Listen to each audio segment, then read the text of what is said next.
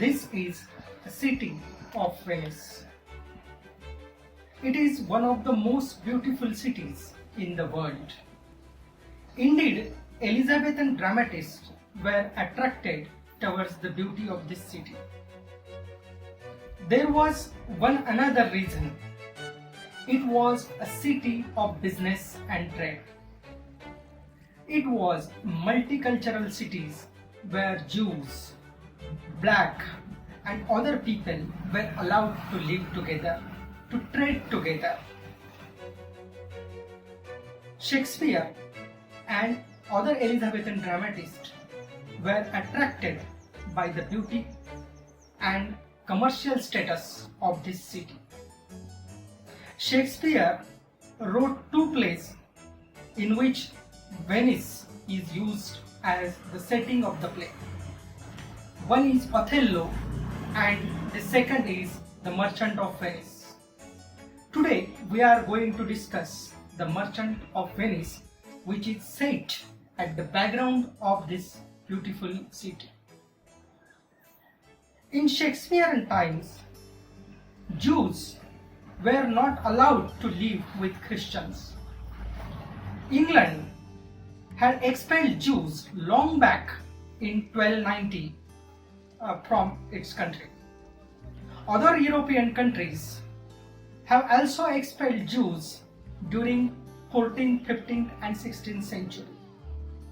But Venice welcomed all. But Jews were restricted. They were allowed to do certain business in this Venice city. First was they were allowed to be physicians. The second was they were allowed to buy and sell old clothes. Third, they were allowed to work in print industry and glass blowing industry. And last one, they were allowed to lend money at interest. In Christian religion, it was considered a sin to lend money at interest.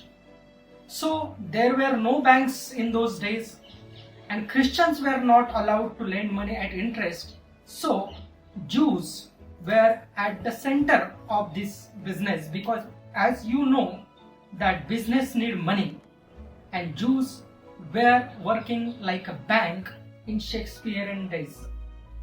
So Shakespeare exploited this fact and converted it into a beautiful story of The Merchant of Venice.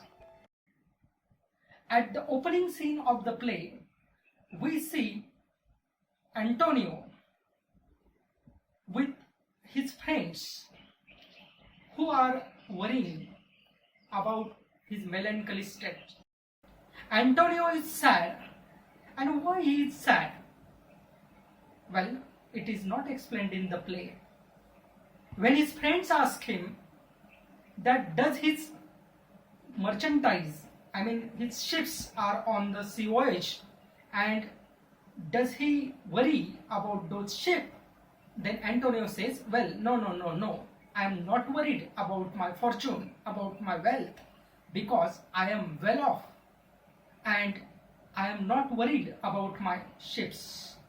Then what is he worried about?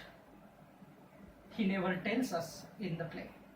But at the same time, his best friend Bassanio arrives on the scene. Bassanio is a son of a rich merchant in the city, but he has spent all his money in enjoying his life. Now he is in love with Portia, who is heiress to one of the richest person in Italy.